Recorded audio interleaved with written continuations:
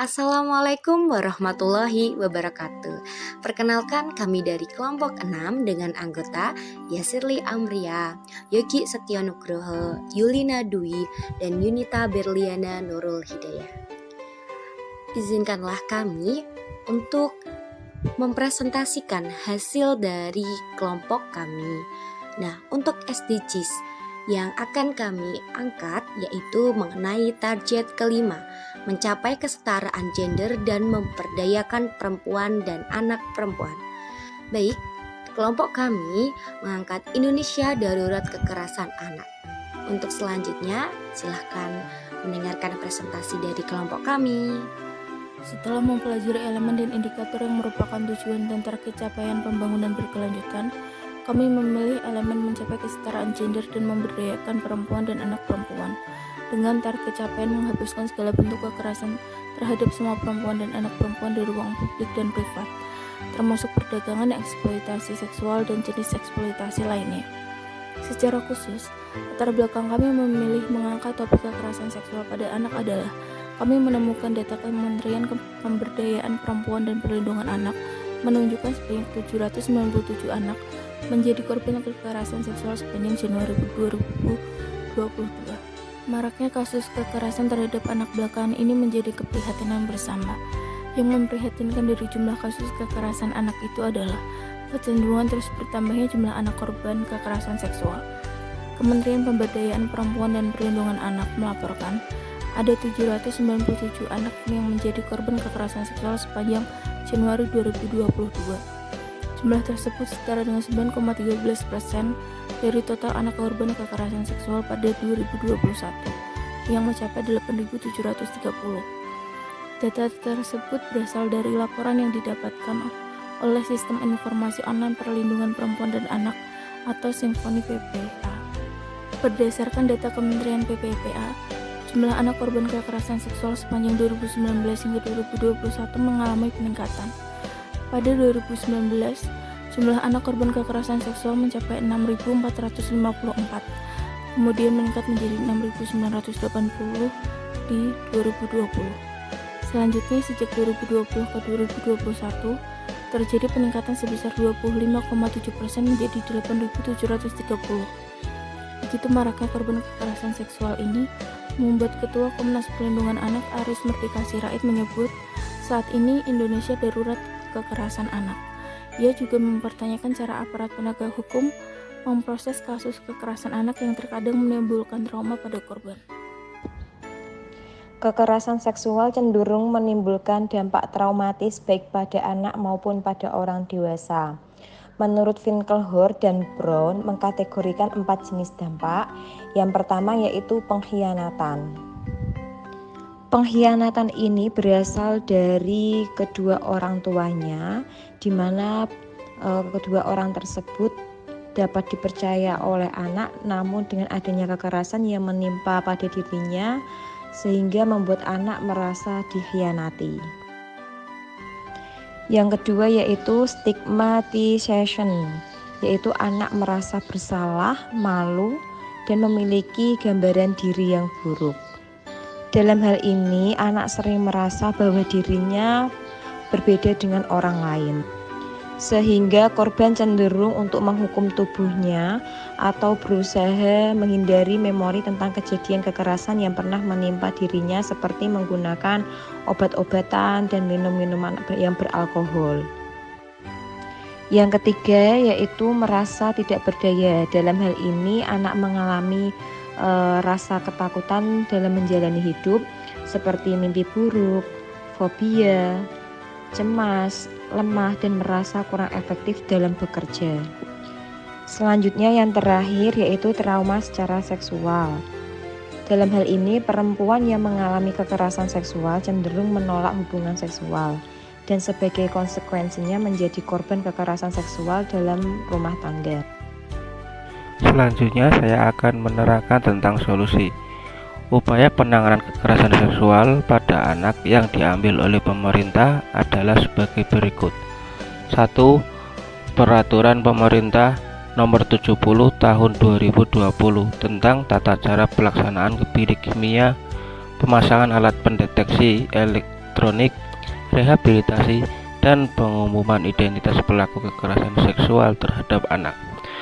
Pada pasal 1 angka 2 dikatakan, tindakan kebiri kimia merupakan pemberian zat kimia melalui penyuntikan atau metode lain yang dilakukan kepada pelaku yang pernah dipidana karena melakukan kekerasan atau ancaman kekerasan memaksa anak melakukan persetubuhan dengannya atau dengan orang lain, sehingga menimbulkan korban lebih dari satu orang, mengakibatkan luka berat, gangguan jiwa, penyakit menular, terganggu atau hilangnya fungsi reproduksi, dan korban meninggal dunia untuk menekan hasrat seksual berlebih yang disertai rehabilitasi. Demikian petikan pasal 1 angka 2 PP tersebut. Tindakan kebiri kimia dikenakan terhadap pelaku persetubuhan berdasarkan putusan pengadilan yang telah berkekuatan hukum tetap. Pada pasal 5 dikatakan ini dikenakan untuk jangka waktu paling lama 2 tahun.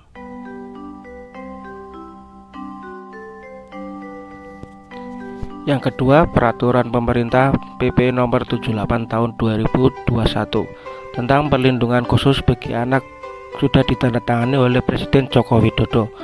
Suatu bentuk khusus perlindungan yang diterima oleh anak dalam situasi dan kondisi tertentu untuk mendapatkan jaminan rasa aman terhadap ancaman yang membahayakan diri dan jiwa dalam tumbuh kembangnya. Dalam PP 78 tahun 2021 pada pasal 3 menyebutkan pemerintah pusat, pemerintah daerah, dan lembaga negara lainnya berkewajiban dan bertanggung jawab untuk memberikan perlindungan khusus kepada A.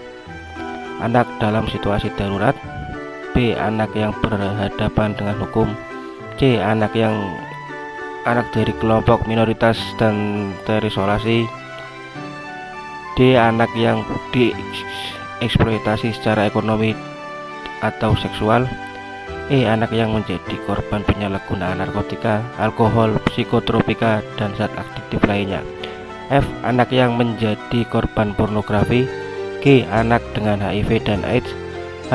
Anak korban penculikan, penjualan, dan perdagangan, I. Anak korban kekerasan fisik dan psikis, J. Anak korban kejahatan seksual, K. Anak korban jaringan terorisme, L. Anak penyandang disabilitas, M. Anak korban perlakuan salah dan penelantaran, N. Anak dengan perilaku sosial menyimpang, O. Anak yang menjadi korban stigmatisasi dan pelebelan terkait dengan kondisi orang tuanya. PP memperjelas peran pemerintah pusat, Pemda, dan lembaga lainnya untuk mengambil langkah-langkah yang diperlukan, serta bentuk-bentuk perlindungan khususnya, kata Menteri Bintang. PP juga memberi ruang bagi peran serta masyarakat untuk berpartisipasi dalam memberikan perlindungan khusus bagi anak, baik organisasi masyarakat, perusahaan, dan lain sebagainya. 3. Peraturan yang ditandatangani Presiden Jokowi pada tanggal 15 Juli 2022 itu dibuat untuk melindungi anak dari kekerasan dan diskriminasi. Dipandang perlu dilakukan peningkatan upaya pencegahan dan penanganan kekerasan dan diskriminasi terhadap anak.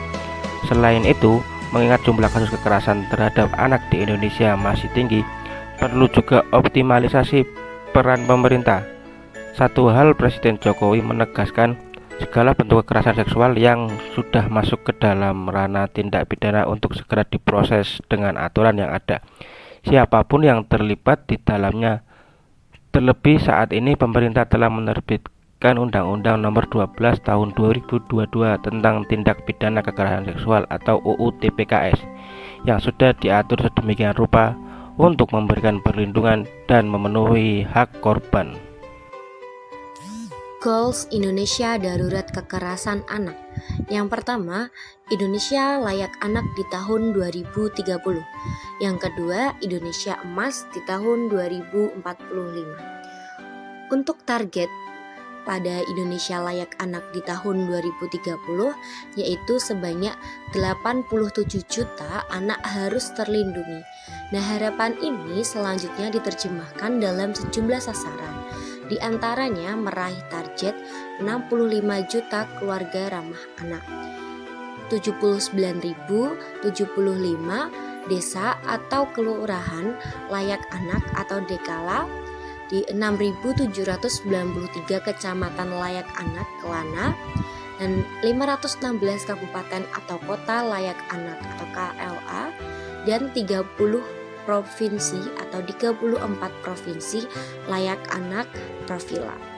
Lalu hingga saat ini total ada 435 kabupaten atau kota yang ikut menginisiasi Indonesia Layak Anak.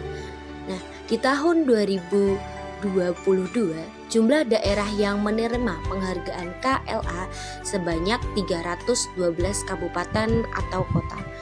Nah, ini menunjukkan bahwa secara gradual angka tersebut naik dari tahun ke tahun sebelumnya. Terima kasih atas perhatiannya. Bila ada salah, mohon dimaafkan. Wabillahi taufik wal hidayah. Wassalamualaikum warahmatullahi wabarakatuh.